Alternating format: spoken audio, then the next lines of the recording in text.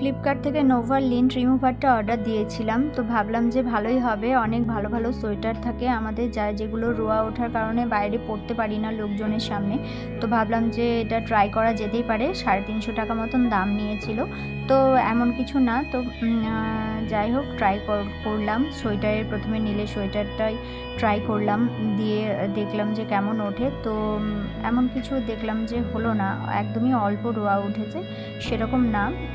তো তারপরে বাবুর টুপিতে চেষ্টা করলাম যে টুপি দিয়ে দেখি। টুপিটা মোটামুটি ছোট এবং রোয়াও উঠেছিল অনেক, তো বেশ টুপিতে বেশ ভালোই লাগলো, কিন্তু সোয়েটারে হলো না সেরকম।